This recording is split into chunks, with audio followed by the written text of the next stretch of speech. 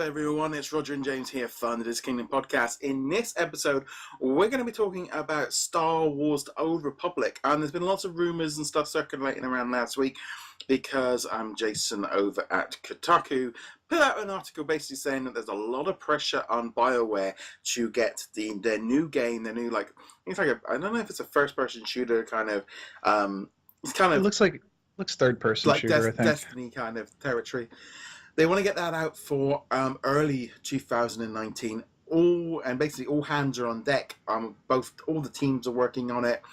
They have there's a few people left working on Star Wars: The Old Republic, and there was even mention in that article that they are contemplating whether or not to finish it or not.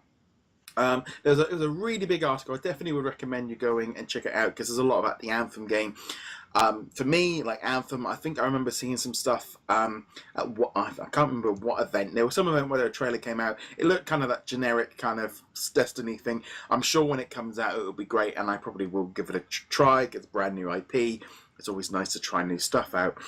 But I think what come out of that was this thing of Star Wars: The Old Republic being ended, and I was reading through the forums and reading through the Facebook groups and stuff, and there's a very kind of, I would almost say there's like a double-edged kind of, you've got people that are like, no, it's still making money, they're not going to get rid of it. And then the other hand going, it's been around a long time and the numbers are dropping, it wouldn't surprise. There's almost seems like there's a bit of a split in the community. Kind of people going, yeah, I think we've done all right on this one. I mean, yeah, it's still making money, which is a valid argument. But as we have seen in the past with Disney and Disney properties, there's a difference between making money and making a lot of money. This is one of the reasons they cited for canceling Disney Infinity. It was making money, but they could take that money and make more money with it doing something else. And I think, obviously it's all rumors at this point, so we don't know. But I would not be at all surprised if not just them canceling it to get out of the way of Anthem or whatever other IPs they're working on, but if Disney was kind of like, you know what, this isn't in continuity anymore, we would prefer if it got out of the way so we could launch our own Star Wars MMO or a new Star Wars MMO that fits into continuity. Maybe it's somewhere in between Return of the Jedi and The Force Awakens or whatever. So there's a lot of reasons, good reasons, that they should probably turn The Old Republic off. Having said that, just real fast, I am a big fan of the game. I played through a ton of it back in the day when it was still subscription-based. I played a lot of it. Now that it's free-to-play. But yeah, I think it's run its course. It's maybe time for something new, especially if they can give us enough warning. If it's not just going to be, oh yeah, servers are off tomorrow. Yeah. But we're going to do a 2 to 3 month event that's just the end of the Old Republic, something like they did with the Matrix online game. Yeah, it's a bit of an odd one. I think the biggest thing really for me is the fact that this game launched before Disney even owned LucasArts. That's how.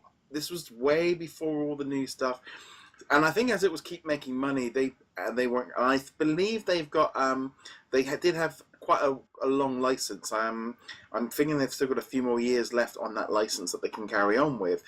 So I think it's been safe because it's been making money, and I think that's ultimately what the issue is.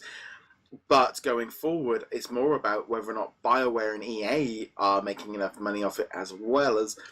It's been around a while. Gaming has changed so much since this game originally was out, and also they're going to be looking at going, can we do something? And also the story is completely messed up. I mean, they just put out a trailer the other day for a new update, and there's going to be, I think there's going to be an update in a couple of weeks, like the roadmap. They're still updating. It's not like the game is completely sort of shutting down, but it's had a long run, and it could even be, a year left in it, but.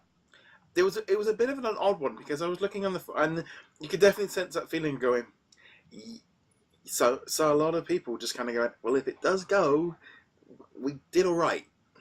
Yeah, I mean it's had a long run. It's a relatively popular game, but at the same time, it is still a product of the time when it came out, when almost all MMOs were based on the World of Warcraft formula. And while Warcraft has moved on and kind of tweaked its own formula and advanced to another stage, the Old Republic is still using that same formula, and it's not necessarily what gamers want anymore. And then there's also, again, the story stuff, where, it came out before Lucasfilms. LucasArts was owned by Disney. The story is not in continuity anymore. And, as it's making money, but I'm sure that Disney would rather be like, hey, this right here ties in with our media. And, obviously you're not going to have something for Han Solo, but we'll use that as an example. Han Solo movie coming out in our MMO. There's a tie-in event in the MMO where you can do the Kessel run in the Millennium Falcon and maybe unlock some cosmetic gear that makes your gun look like Han Solo's pistol. Just spitballing off the top of my head right there. Yeah, it's also, whether or not they want to do a brand new one or even go without the MMO line, they might not necessarily believe that, maybe mobile has taken over it. Maybe everyone's now after these sort of online infrastructures where they are going for a long time. They can keep up but it kind of also slides into the mobile thing and, microtransaction subscriptions. They've done all of this in the Old Republic for quite a while now, but can't help but feel like, when I see the updates and I put the story, and I'm sitting there going, I haven't got a clue what is going on in this. I've got no idea who any of these characters are. The trailers make no sense at all. And he's sitting there going, how is this bringing me in? And that's the problem. I think it's like, I'm a casual, I would say I'm probably more than a casual fan of Star Wars. And I'm looking at it going, I don't like it. This has got nothing connected to me at all.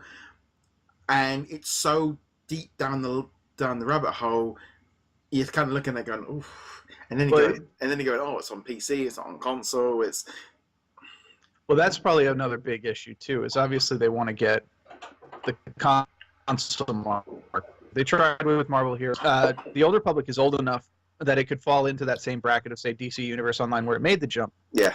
But it's again a question of resources. Do we take the resources, or being Disney, take the resources to update the Old Republic and consoleize it, or start from scratch with a brand new game using modern technology designed for consoles that also has a PC port or something like that?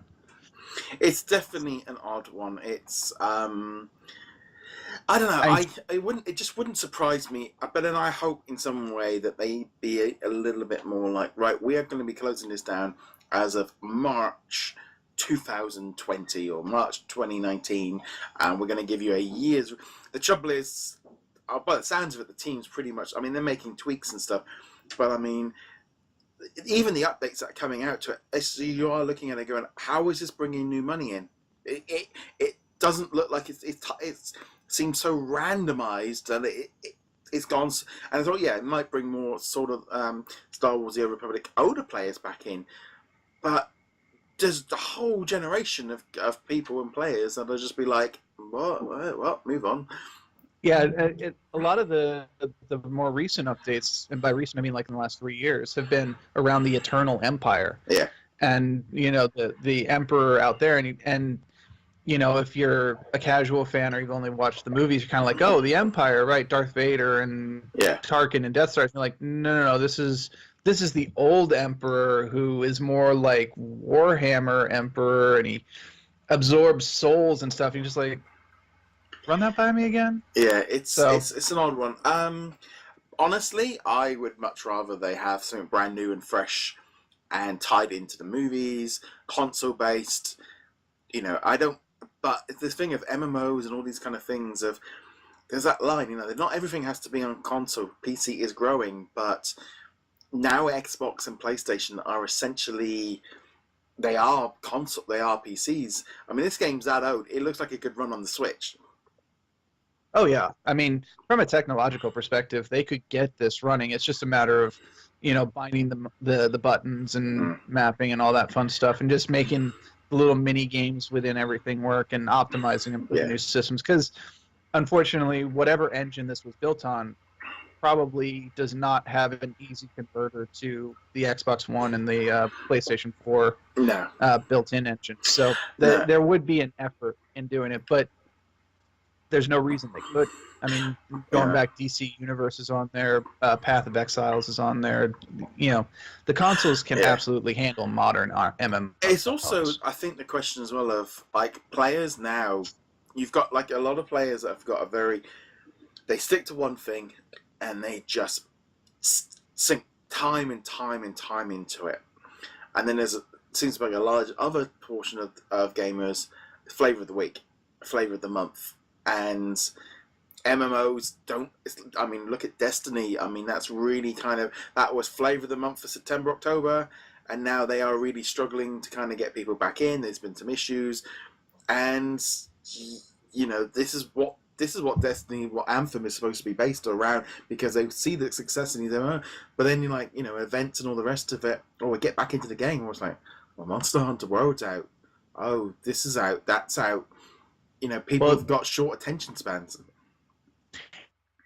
And I actually was going to say, I think Monster Hunter World, that kind of model might be something that they work towards more with like a successive Star Wars MMO. Yeah. There's no monthly fee. There's no obviously must have monetization. It's Disney, EA, they would absolutely find a monetization scheme. But the idea is, yes, you can play it in a quick binge burst. You play it for a week and then you're on to the next flavor. But it's still sitting there ready to go if your friend's like, oh man, I got this game for $20 and now I can just pick up where I left off and go with that. And I think that's kind of the direction we're going to see games going. But I also just think the whole idea as well of the whole Old Republic, the way that it's not even canon anymore, and it's so far removed from I've seen them try and put like Rey's speeder in or a Kylo Ren's lightsaber and kind of nod to it. And the only thing is how far back is it set from like the Return of 4,000 years. 4,000 years. They haven't really moved along a lot in technology, really, have they? No, they really haven't. And that was one of the things back in the day. Now, not to go too far into it, but the Knights of the Old Republic was originally based on a comic series.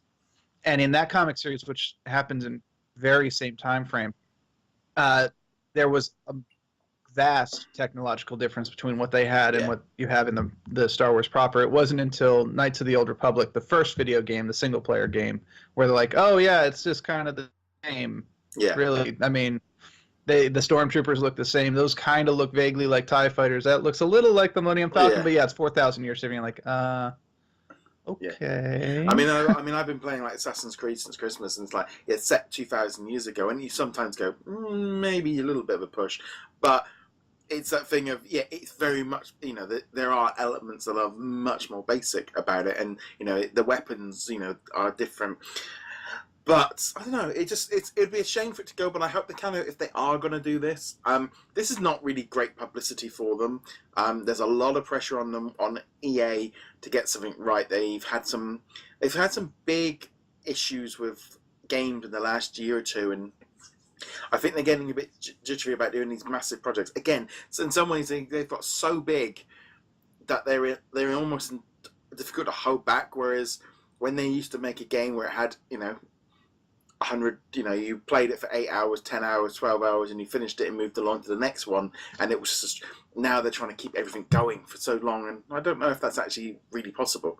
Yeah, the games as services model is going to be interesting to see how it evolves, but what it boils down to in the end here is the Old Republic has had a very good, but it doesn't really fit in the current ecosystem. It's not like any other current MMO.